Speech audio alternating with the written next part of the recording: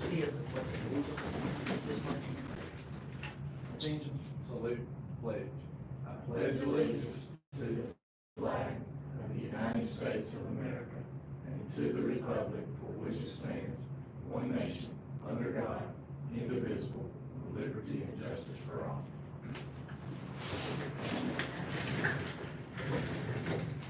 Item D is to establish a quorum, and I see all members are here.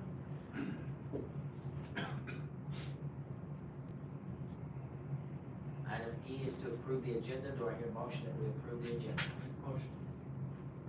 Do I hear a second? Everybody had a chance to look over it? Anything we need to take away, add, or change? Hearing none, all in favor, raise your right hand. All voted for it. Item F is unfinished business. Mr. Scott, do we have any unfinished business? No, sir. Item G is new business. I'll turn it over to Mr. Scott for recommendations.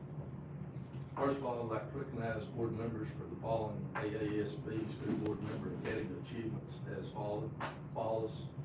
I'm going to give you all these certificates as we do this.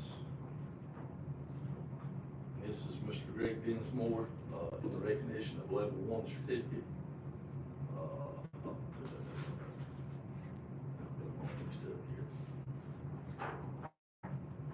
Ms. Kristen McKay for level 1 certificate. Mr. Randy Lee for master level 2 year certificate. And Mr. Mark Finley for master level 3rd year certificate. And Mr. Joy Boger for master level certificate. I just want to say I greatly appreciate y'all and everything y'all do and the work that you do for our students. Item number 2. Ms. Morgan Blankenship will present the proposed fiscal year 2026 budget for the first budget year.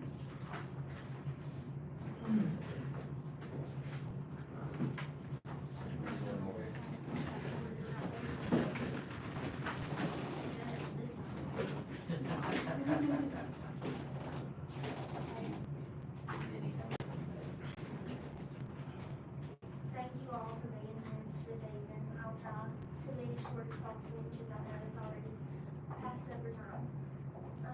This will be the fiscal year 2026 proposed budget for budget year ending. This is our budget in one single report. This is generated by the state's website. I will break this down in detail by revenue, expenditures, and other relevant data. Notable changes in fiscal year 26. Year 3 of free breakfast and lunch, PSCA capital outlay allocation, Paid Parental Leave Act, RAISE Act, federal allocations decrease, and insurance match increase. I'll go into more detail on some of these in the next few slides, but others will be in future slides. Paid Parental Leave Act, or PPL. This took effect on July 1st. Employees with 12 consecutive months of service in a state education agency are eligible. Our system covers the full salary of the employee, only, and the subsidy. The Alabama State Department of Education will reimburse us for $120 per day.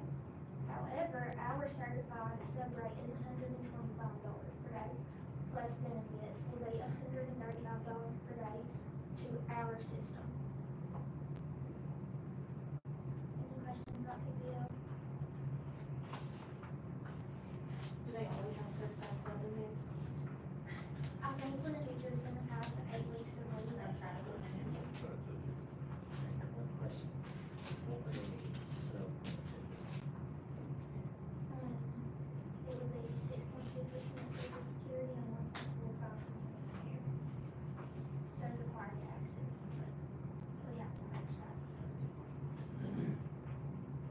The RAISE Act. Simply put, the RAISE Act represents the first step in updating the state's funding formula. Many U.S. states already use equity-based funding models. Funding under the RAISE Act is calculated using poverty, special education, and learning English. The act also introduces extensive accountability reporting requirements.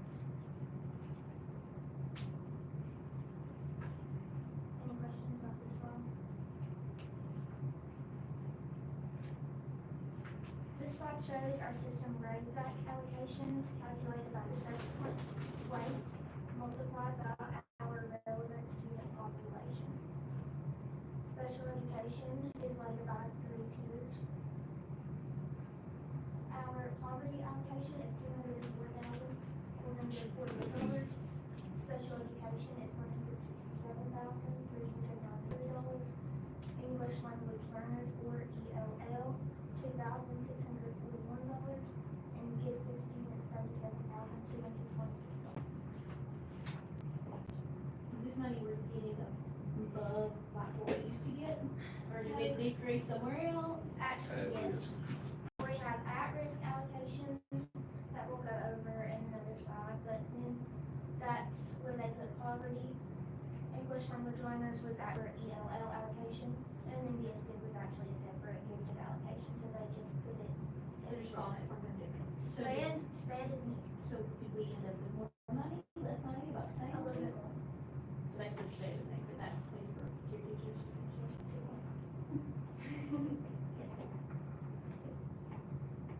So it didn't really fix the problem they intended for it to fix.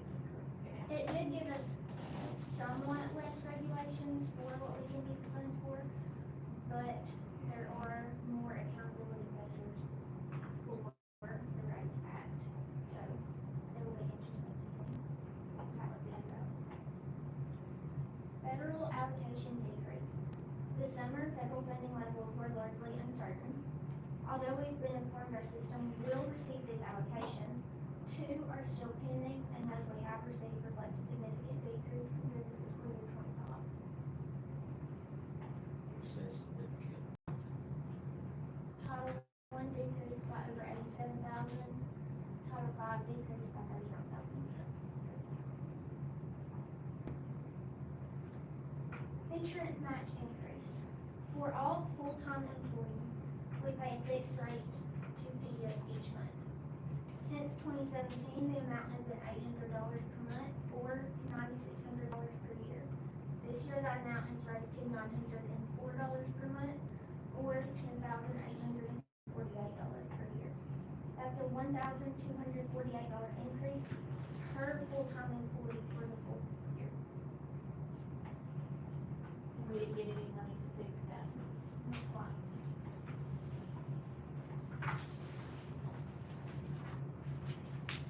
Revenue. Our system gets revenue from state, federal, and local fund sources. This chart shows the percentages of our budgeted revenue sources. You can see that state revenue does fund well over 50% of our budget.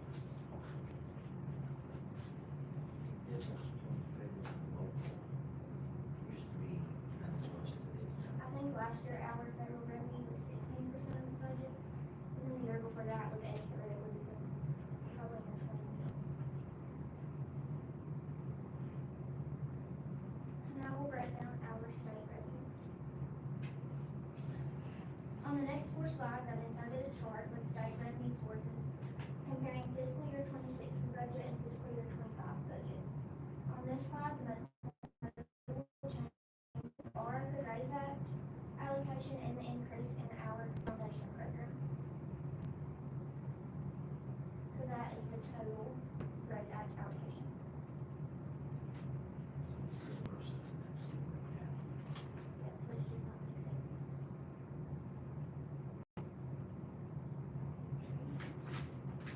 The most notable changes on this slide are the loss of the at-risk and high hopes grant, which isn't technically a loss.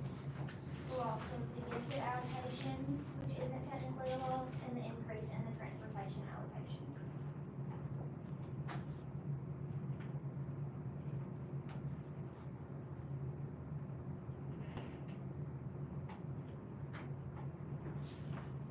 So we ended up kind of getting more money for at-risk and gifted than what we did.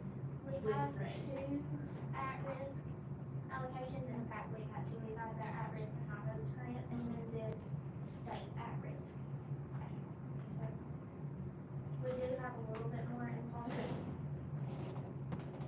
The most notable changes on this slide are, again, the loss of the state at-risk allocation, the decrease in the preschool allocation, the increase in the first-class pre-K allocation.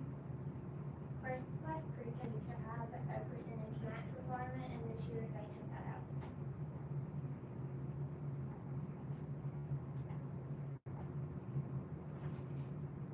The last state funds chart shows our total budgeted amount of state revenue at $21,581,643, at an increase of $743,714. The second part of this chart shows us our required local match breakdown. Each year, we are required to match state funds with local revenue at an amount set by the state. This increased by over $500,000. What determines that match? Our millage rate and our tax revenue. Should we back it up because we're getting more money, so that seems very disproportionate. So we're getting $743,000 more dollars, but it's costing us $500,000 to get $743,000. Okay. Foundation program details. The foundation program is our largest revenue source, so we'll look at it in more detail. This slide highlights our classroom instructional support, or CIS allocation. Local schools elect committees that create budgets, which are then voted on for technology, library enhancement, and professional development. Student materials allocations are given to certified units via PNC card. The only change in this slide from last year is the student materials allocation, and that went up by $100.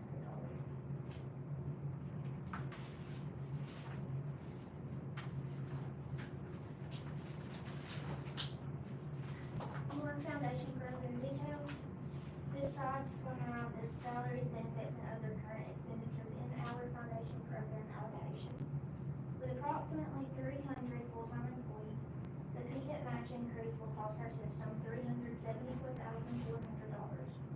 You can see here, the benefits in the foundation program detail will not cover this amount. Not all of our employees are coded to the foundation program, but most of them are.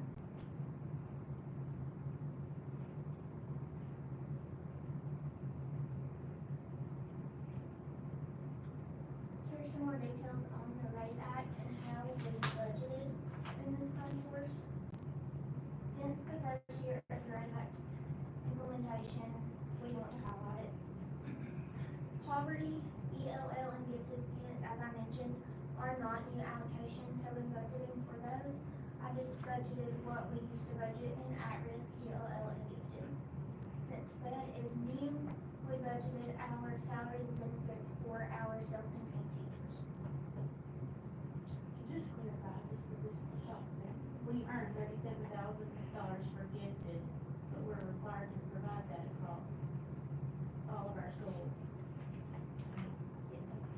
So, some of our gifted teachers are coded to this gifted allocation, but the rest of it is gifted allocation. Actually, that's not even coming close to covering the cost of one. Wow.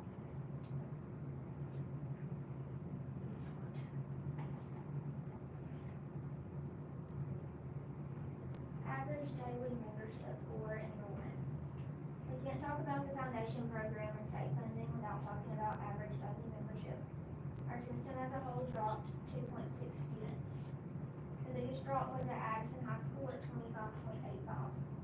This big decrease really offset the large increases at other schools.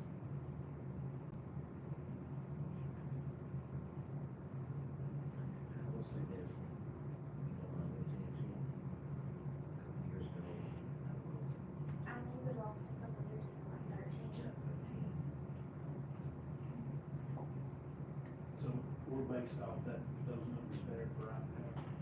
No matter how many we've got today, as long as one school's got all of that. This is average daily enrollment, so it's the 20-day report. They look at that, your enrollment, they calculate it with, your attendance. Last year, yeah, if it's last. So this year's first 20 days will be next, next year. Unit changes. Unit changes are directly correlated with average daily membership. Since we only decreased by 2.6 units, we didn't see a lot of change here, but we did increase by almost half a certified unit.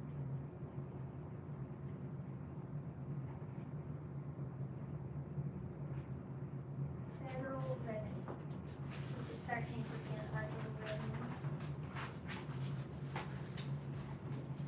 The next two slides compare each federal revenue source between the fiscal year 26 and fiscal year 25 budgets.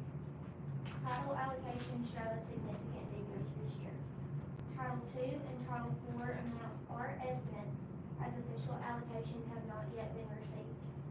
There is a reason for optimism. After fiscal year 25 began, updated federal allocations were received and increased substantially.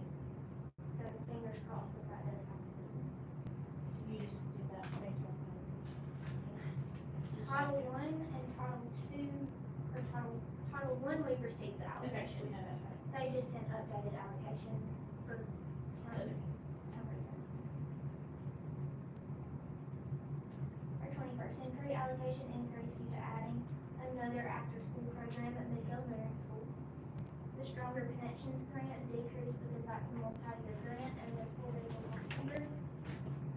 USDA Food and Nutrition, or CNP, is an estimated revenue source. We don't get allocations for that, we just have to estimate it based off of prior years. In total, federal revenue decreased by over $500,000. What is the Stronger Connections grant? So that's funded through this fiscal year, but then it's not. Local revenue. Local revenue comes from ad valorem taxes, sales tax, and other local sources. The next two slides compare fiscal year 26 budgeted local revenue with fiscal year 25 budgeted local revenue. Overall, local revenue has remained largely unchanged. As I mentioned before, I prefer to under budget revenue for planning purposes. These local revenue amounts are based on prior year actuals, since we do not receive formal allocations for these sources like we do state and federal allocations.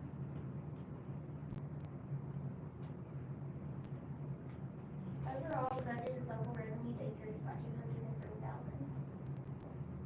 I am hopeful that we will receive more in local revenue than what's budgeted, but just based on prior fiscal years and planning purposes, I don't want to budget too much here.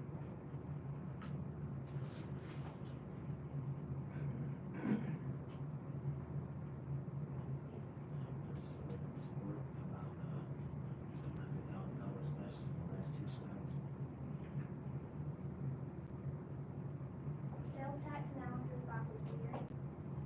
This chart really shows how stagnant our sales tax revenue has been for the last 4 years.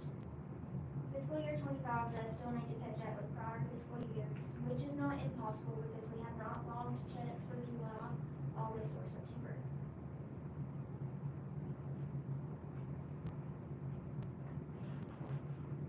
SSUT analysis by fiscal year. SSUT stands for Simplified Seller Use Tax. This is a tax on online purchases delivered to Winston County. Our school system is one of the few in the state that received a portion of this county's SSUT. Even so, we receive less than 1%. That's where all of our purchases goes on. That's what they got about their home. That's where we're more doing that than just going to those stores. Do we anticipate that it's gonna be close to what fiscal year 2024 is? Just, I mean, I know because you don't have, we are not at the end of the fiscal year yet, right? So Yes, so it probably will creep on that close to I think what. so. That's an education. Educate people about that, what they need to do about that. Ad valorem analysis by fiscal year. Ad valorem tax revenue has steadily increased over the past 5 years. However, the growth has not kept pace with the rise in local expenses.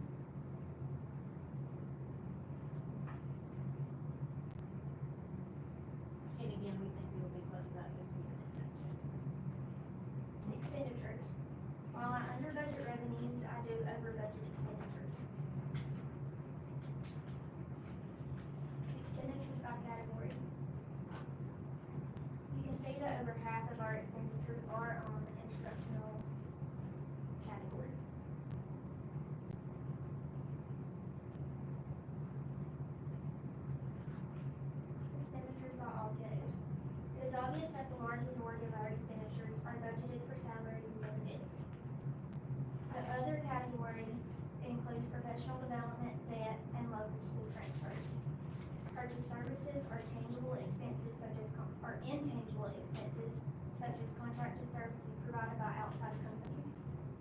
Materials and supplies are tangible expenses such as pencils, paper, and instructional equipment. Capital outlay expenditures include construction, furniture, and other facility improvements. Personnel. Personnel totals to 63% of our total expenditures.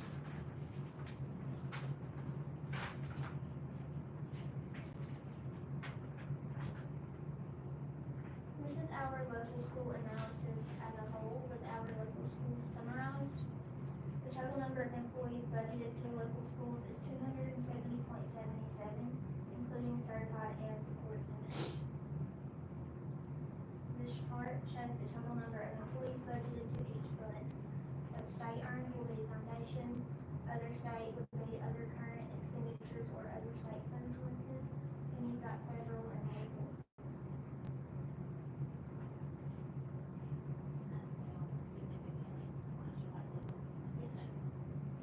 Certified unit analysis per school. This chart shows local school certified units by funding source. The first column has your school listed, the second is state earned or foundation unit, third column is other state or OCE, the next column is federal, and then this yellow highlighted column is our local units per school. This year, 12.34 certified units are budgeted to local funds. In total, our local schools have 198.92 certified units.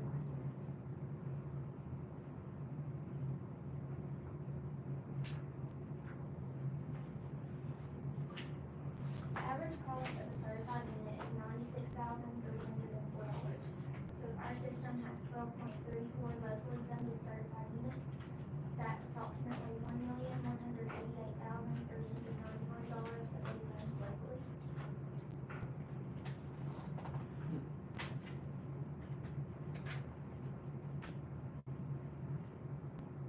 Support unit analysis for school.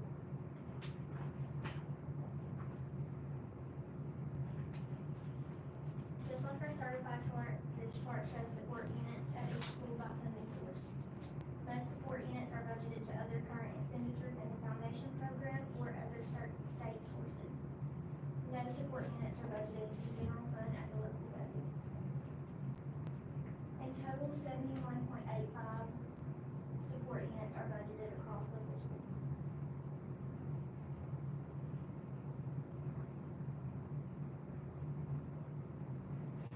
District-wide employees. A total of 22.24 employees are budgeted to district-wide cost centers. These include central office administrators, directors, and secretaries, a portion of gifted teachers, district-wide special education staff, and technology personnel. Of these, 1.62 are coded to local funds.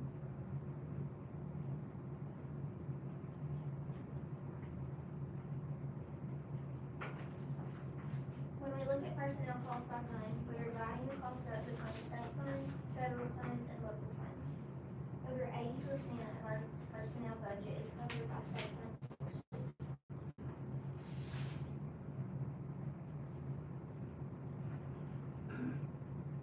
Federal programs. IDEA Part B allocations are our federal special education allocations. These fund 50% of our STEP coordinator, 50% of our SPED secretary, 11 paraprofessionals, 50% of a preschool aide, professional development, equipment and instructional supplies, occupational, physical, and speech contract services.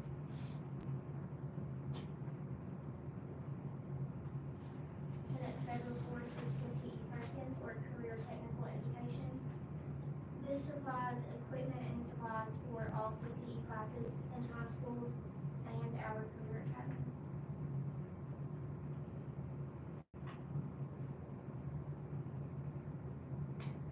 More federal programs. Title II funds a class size reduction unit at Doble Springs Elementary School, 17% of a central office coordinator, 1 contract elementary interventionist. We choose to transfer our Title IV allocation to Title V to gain more flexibility later. 21st Century funds our after-school programs at our elementary schools and middle school. And Title V contract elementary interventionist, and professional development.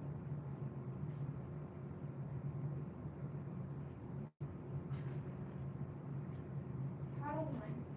This is our largest federal allocation. This slide shows each Title I school and the budgeted Title I allocation for each. Allocations are per pupil based to ensure funding follows students with the greatest needs. The allocation is formula driven and our budget must match each school's PPA allocation exactly. Most of the allocation is budgeted for salaries and benefits, but each school also receives a parental involvement amount, which is those are the last bullet points. These funds can be used for communication supplies and other resources to engage parents. Each local school decides how to use its parental involvement allocation. Any questions about those?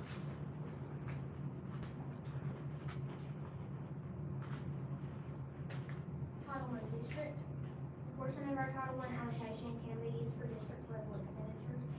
This includes 100% of a central office curriculum director who serves all of our Title I schools, 25% of our federal programs director, professional development, and then our parent and family engagement and homeless expense budgets are required in Title I.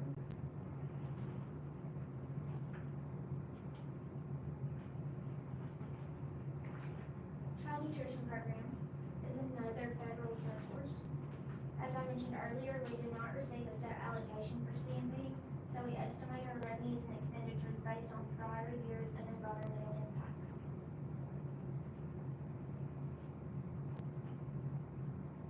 Lunchroom staffing by location.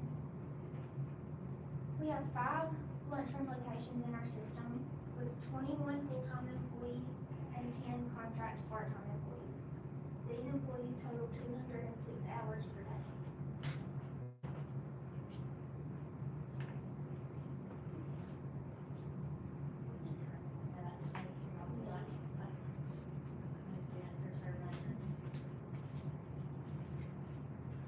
Community How many meals are served? Community Eligibility Program, or CEP. This is our 3rd year operating under the Community Eligibility Program, which allows all students to eat free lunch and breakfast. 98.14 of our costs are reimbursed at the free rate, while 1.86% are reimbursed at the paid rate. And you can see those differences here at the bottom.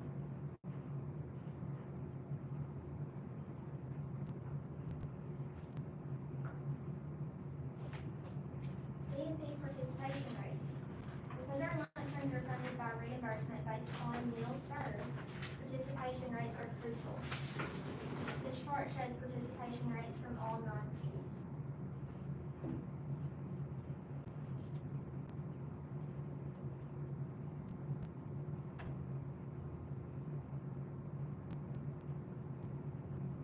Debt.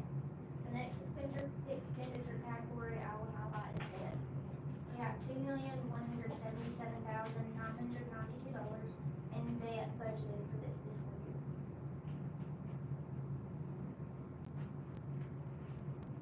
This chart shows debt payments budgeted for this fiscal year categorized by type.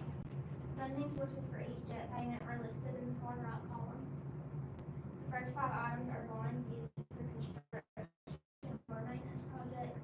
The next 8 are notes payable, mainly consisting of buses, except for our sports lighting project from 2024. I addressed series 215, You can see that. those are issues that they didn't come close to, they don't. 2015 is getting close. Yes.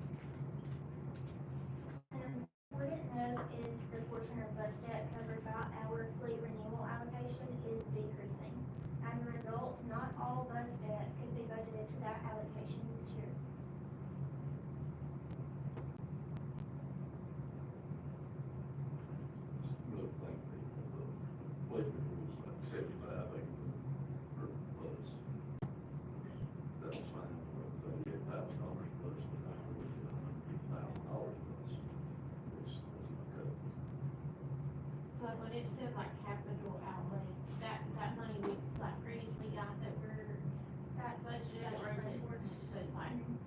pay a for it portion every that we year have to until it's match. paid. Yes.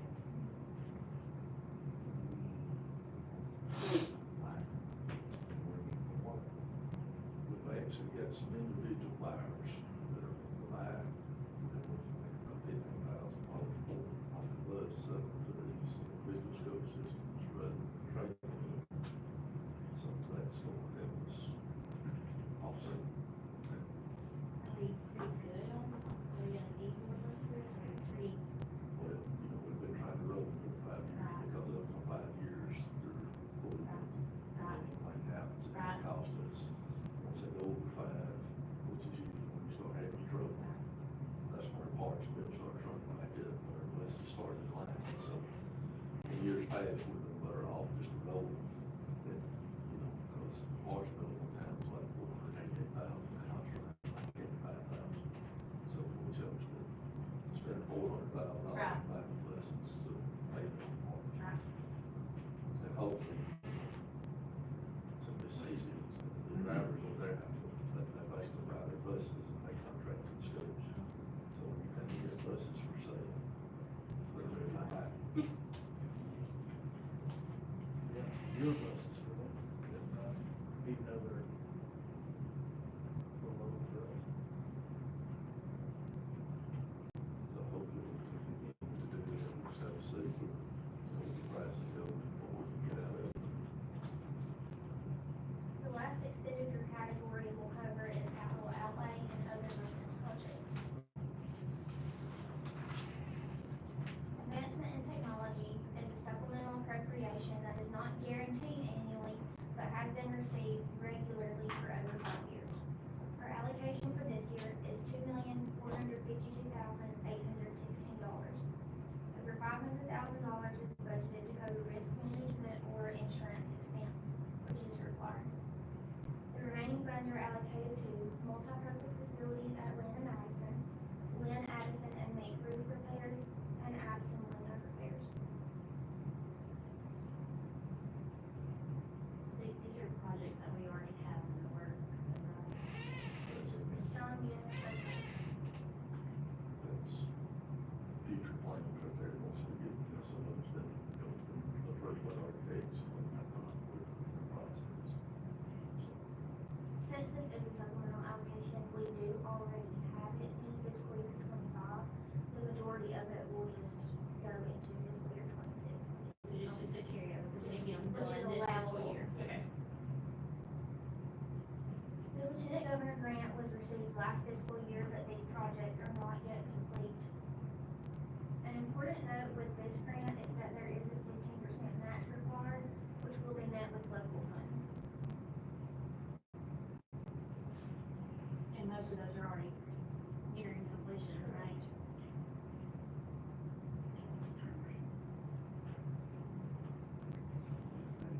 Public School and College Authority, or PSCA bond issue. In 2024, we applied for a PSCA allocation. PSCA awarded our system almost $1.3 million. How PSCA projects work: the state issues bonds to raise funds for schools across Alabama.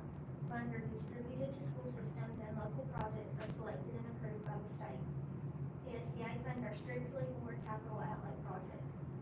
This one will be used for a roof and HVAC project at Winston County Hospital. And all their systems were mounted on the roof, and the roof has several leaks, a lot of problems on this. Tried to let do their HVAC, so we could get the roof, but you don't want to make it around the roof, like, so it was, I would get on it, doesn't come down. Community-oriented policing services, or COPS federal grant. Our administrative team worked diligently to secure this grant last fiscal year. Fiscal year 24, only 203 agencies nationwide were awarded this grant. Our allocation is just under $500,000, and we intend to replace intercoms and enhance security system-wide. Another important note for this one is that there is a 25% match required, which will be also met with local funds.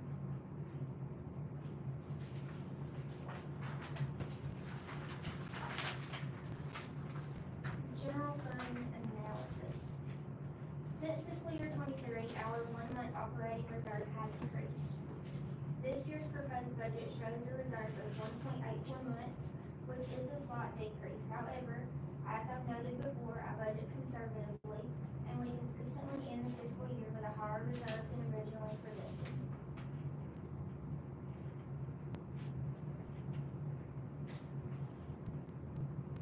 Any questions?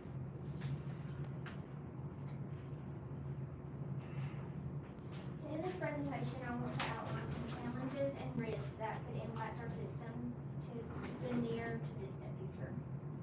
These include financial pressures, federal fund uncertainty, rising personnel costs, insurance increases, inflation and supply costs, aging facilities and declining or flat local revenues, operational challenges, implementation of the RAISE Act, paid parental leave act costs, and technology refresh cycles, which is something we're closely looking at regarding Chromebooks and computers. Legislative and external risks. Legislative and regulatory risks include potential changes to foundation program, unfunded mandates such as security upgrades and curriculum changes, or the PPL Act, special education cost growth, and accountability plan requirements. External and long-term risks. Enrollment shifts, declining or flat ADM, or rapid growth needs. Economic downturn, which include the ETF revenue and local tax impacts. Are there any unfunded mandates out there on the horizon? Really efficient, but anything that y'all are like, out there anticipating? For questions, I included my email and my phone number with my extension here. You also have a response form at the back of your budget book, and I've included response forms at the end of this table. I just ask that you please get those back to me if you need to by the end of the day on Friday, because our next hearing is Monday at 7:30. So if I need to address anything, I'll need time to compose my answers. Does anybody have any questions? Or it's funded, all we're going to do next year, when they get the raise, it's gonna cost us. So when teachers get a raise, Everybody gets raised. Another thing is our support employees are also paid based on degree. So we are not funded for support employee degrees, but we do pay them based on their degrees. We also pay our principals and administrators more than we're funded for. is there other, like, when I go talk to somebody, we know teachers get a raise, like, I mean, we're having a hard time recruiting teachers because they make more money with tables than they do as a teacher. So, we know teachers get a raise, but is there other money that's like, when y'all are making the budget, what specifically do we need to ask for? OCE. Oh, that's what, Yes. okay, OCE. that has not Transportation. traditionally gone up proportionately with Correct. raises, right? Okay. So the transportation, they're only funded at 80% of that. And you saw these, I mean, even with the insurance match increase, they did not increase the benefits allocation nearly enough to cover that salary and benefits and foundation program. So they just didn't raise enough to match. So they had an extra $100 million in transportation this year, but then they come up with a raise act this year, they had $100 million overhead of that, so we took it back away from transportation, so the budget was just taking And they one have- place and shifting. They have excess revenue, and they'll fund these supplemental appropriations with that. We have an extra textbook allocation this year, and then we have this AT. But some of these supplemental appropriations are not always needed, so it would be nice to actually put them into the ETF budget rather than use them for supplemental appropriations. Still versus, they ask us to have one in each school and only fund one. Well, we need one in each school, but we really don't earn. Right now, our nurse allocation does not fund the nurses that we have in our Right. system. The nurses,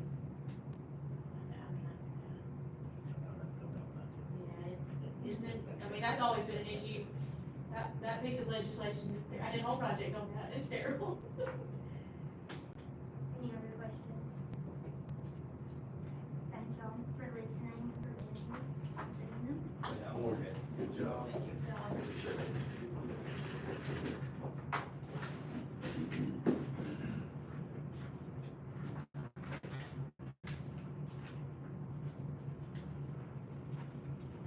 All right, now we'll move on to item number 3. I'd like to ask the board to approve the 2026 Winston County Schools Policy Manual update. Do I hear a motion on item number 3? I'll make that motion. Do I hear a second? I'll second. Any discussion? Hearing none, all in favor, raise your right hand. All voted for it. Item number 4. I'd like to ask the board to accept the following lawn care bids from B Industrial Lawn Care. In Addison Schools will be $675 per mow, Meek Schools will be $500 per mow, Winston Career Academy $150 per mow, and Middle Springs Elementary and Central Office staff $475 per mow. Do I hear a motion on item number 4? I'll make the motion. Do I hear a second? Any discussion? Is that different than what we've done in the past?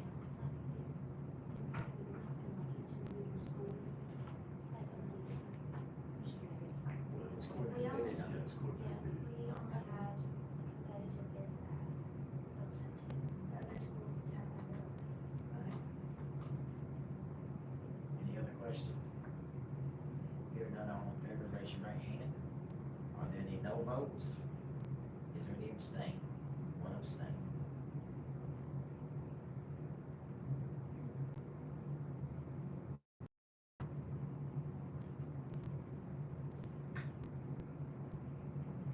Item number 5. I'd like to ask the board to approve the following teams contracts, and I'll let y'all read through those names.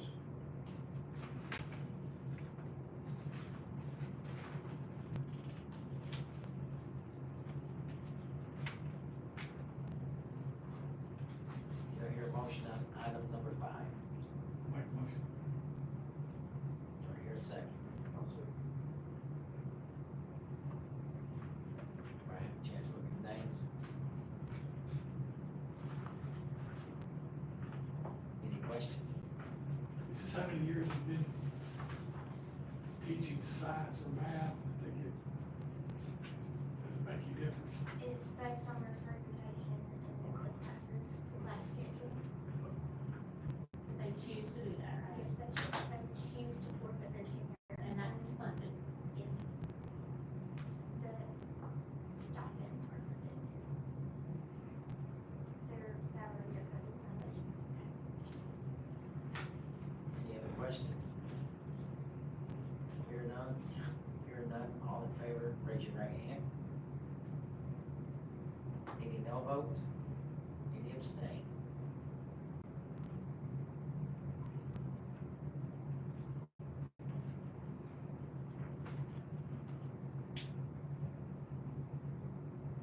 Pass. Item number 6. I'd like to recommend Drew Murray for employment as teacher at Glen High School effective August 18th, 2025. Do I hear a motion on item number 6? Do I'll make the motion. I hear a second? Sorry. Any discussion? Everybody's voice. This is an opening that we've had all summer, to be honest with you, we just have to, so it was already there, it's been posted. I think, You would probably be replaced in, Hastings left, Bill, you Willem left, left, Hastings left, Collins that left, Bishop that left. left. I'm actually gonna say it's probably, actually what this is when Tittle took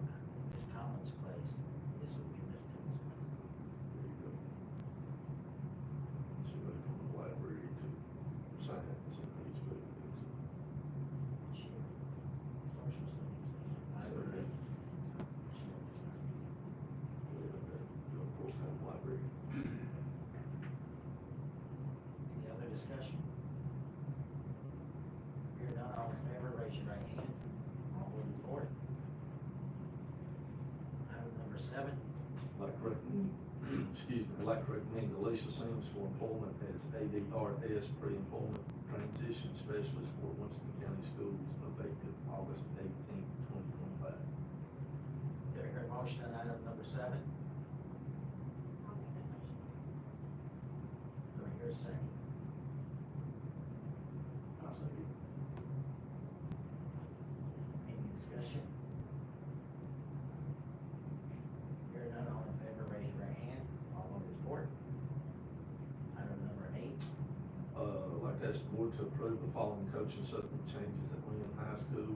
Lane King, assistant varsity volleyball. Nathaniel Gertie, assistant varsity boys basketball. Nathaniel Gertie, assistant varsity girls basketball. And Drew Murray, assistant varsity softball. Do I hear a motion on item number 8? I'll make a motion. Do I hear a second? I'll second. Any discussion? Hearing none, all in favor, raise your right hand. All voted for it.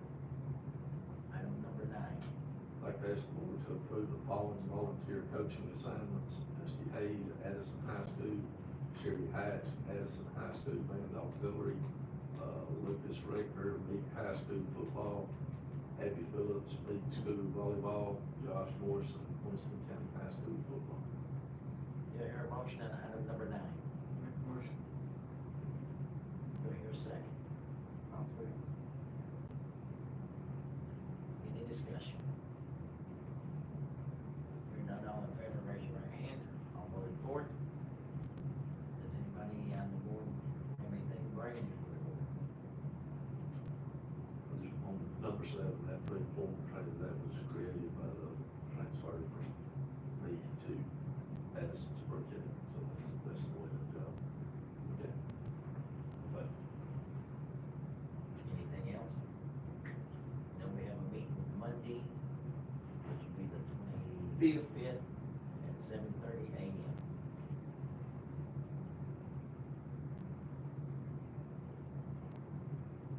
If there's nothing else, do I hear a motion to adjourn? I'll make a motion. Do I hear a second? Randy, second. Any discussion? Hearing none, all in favor, raise your right hand. All voted for it.